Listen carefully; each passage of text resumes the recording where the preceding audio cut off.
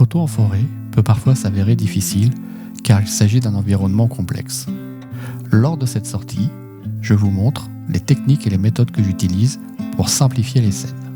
Ça sera l'occasion de parler de composition et de gestion de la profondeur de champ, de montrer l'importance du développement, mais aussi de prendre le contre-pied et de montrer comment on peut mettre en valeur cette complexité. Alors la première chose que l'on peut tenter lorsqu'on essaye de simplifier une scène complexe, c'est de se concentrer sur le sujet, c'est-à-dire de l'isoler par rapport à la scène et de vraiment le mettre en valeur, soit grâce à notre composition, soit grâce au réglage que l'on va utiliser. Et là, je vais faire un petit peu les deux. C'est-à-dire que j'ai vraiment mis en valeur cette pierre là qui est un petit peu incongrue dans l'environnement. Je ne sais pas exactement à quoi elle correspond. Et je trouvais que c'était un sujet plutôt sympa, donc j'ai vraiment fait en sorte de l'inclure dans ma scène et de la mettre en valeur. Alors pour la mettre en valeur en termes techniques, c'est-à-dire que ce que je vais faire, c'est que je vais faire le point vraiment sur cette pierre et utiliser une profondeur de champ relativement réduite pour la faire ressortir aussi bien du premier plan que de l'arrière-plan.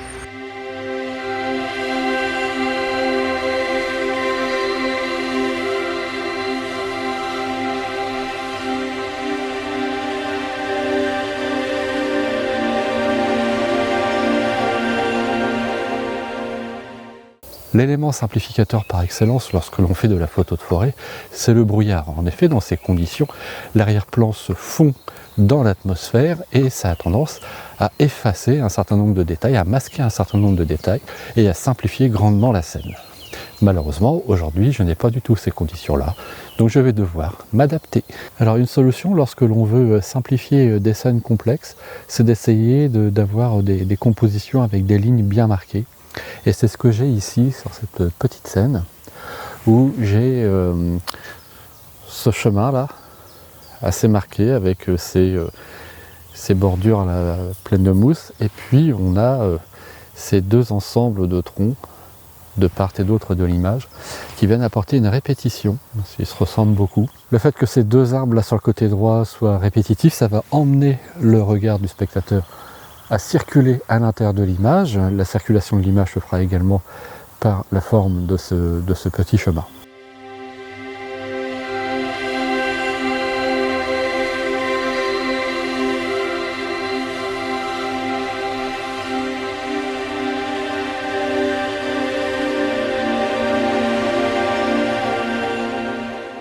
Comme on l'a vu précédemment, pour simplifier une scène, il faut parfois s'intéresser à un sujet fort. Et là, je me suis arrêté sur ce tronc de chêne entouré de mousse, et avec la lumière, ça donne une scène plutôt sympa. J'ai fait une première composition en mode paysage. Je vais essayer de vous montrer ça du mieux possible. Pas forcément évident, étant donné que je suis quand même dans une position un petit peu délicate au niveau de la prise de vue, mais vous voyez, j'ai fait en sorte de voir le tronc, la mousse. Qui m'embête un petit peu, c'est d'avoir ce ciel derrière, donc il faut que j'arrive à régler l'exposition de façon à ce que le ciel ne soit pas trop surexposé. Au niveau des réglages, je suis à f5.6 qui me donne une vitesse au 60e, et j'ai décalé justement l'exposition pour éviter d'avoir ce ciel trop cramé. Donc première version de l'image en mode portrait.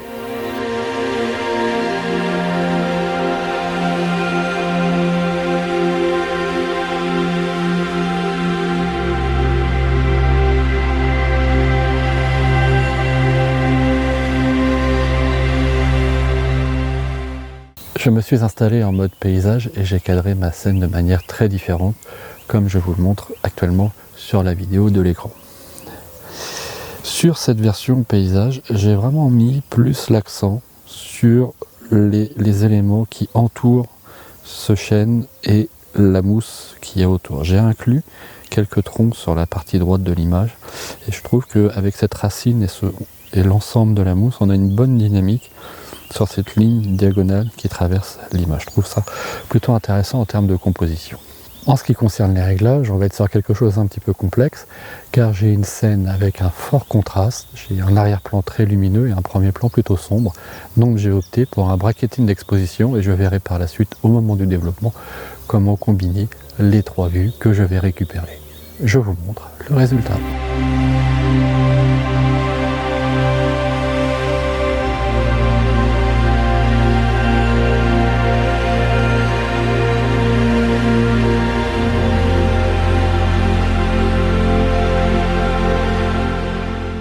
La recherche de composition en forêt est un exercice à la fois formateur et agréable.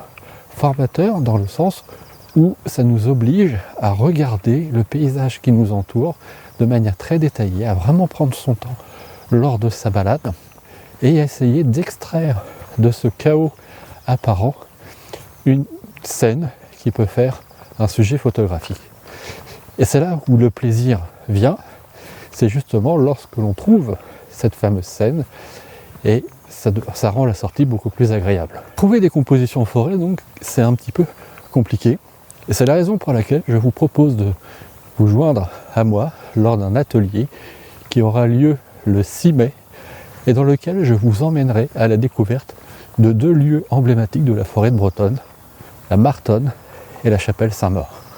Ça sera l'occasion justement de travailler sur des compositions et d'essayer d'extraire d'une scène apparemment compliquée une photo. Je vous donne rendez-vous sur mon site. Pour cette image, j'ai justement envie de prendre le contre-pied de ce que je disais. Pourquoi vouloir toujours simplifier, donner de l'ordre dans la nature, et pourquoi pas, de temps en temps, essayer de montrer justement ce foisonnement, ce chaos quelque part, cette force de vie que l'on a autour de nous, et de montrer ça à travers une image. Et bien c'est justement ce que je vais faire ici, et pour donner un petit peu plus d'ampleur à cette idée, je vais faire un panoramique de cette scène de forêt. Je me suis donc installé en mode portrait, position manuelle. J'ai fait en sorte que mon pied soit bien de niveau et je vais balayer la scène de ici jusqu'à ici. Et on a vraiment cette forêt qui est majoritairement composée de hêtres qui donnent des troncs extrêmement verticaux qui vont se chevaucher, s'en mêler un petit peu. Donc on va voir ce que ça va donner en termes de résultats.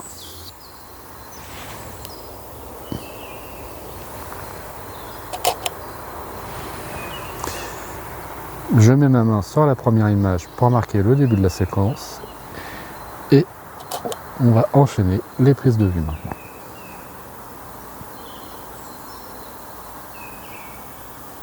Je décale, je prends une image. Si vous avez l'habitude de me suivre, j'ai déjà eu l'occasion d'expliquer à de multiples reprises comment je procédais pour faire des panoramiques. Donc en mode manuel, installé en portrait, et je prends une série d'images en décalant à chaque fois la position de l'appareil photo de façon à ce que chaque image se recouvre à peu près d'un tiers. Je suis désolé, il y a peut-être pas mal de bruit de voiture, on est tout près d'une route, il y a pas mal de passages ce matin, donc j'espère que ça n'est pas trop gênant au niveau du son.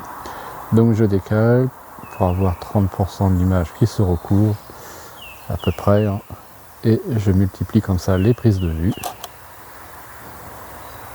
Je balaye toujours un petit peu plus large que ce que je souhaite conserver pour avoir une plus grande latitude au moment du traitement du panorama en termes de recadrage.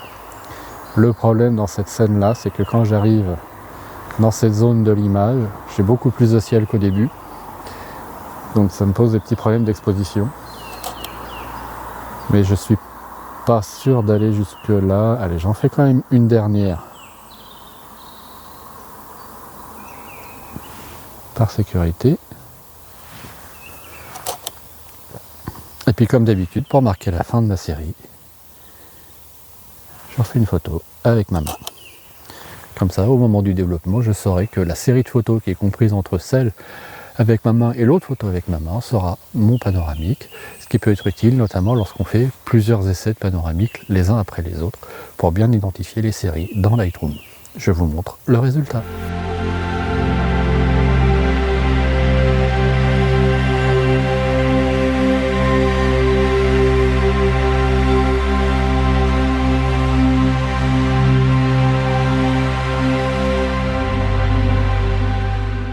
C'est la fin de cette sortie dans cette forêt que je découvre pour l'occasion, qui est plutôt sympa.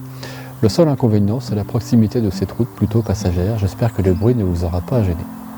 J'espère également que cette sortie vous aura donné envie d'essayer les méthodes et les techniques que j'ai utilisées pendant cette balade sur vos propres images. Si vous avez des questions, n'hésitez pas à les poser avec les commentaires. Je me ferai un plaisir, comme d'habitude, de vous répondre. Si vous avez aimé cette vidéo, eh bien, n'oubliez pas de mettre un petit j'aime dessus. Et en attendant de vous retrouver pour une prochaine sortie, je vous souhaite une très bonne semaine et à bientôt. Salut!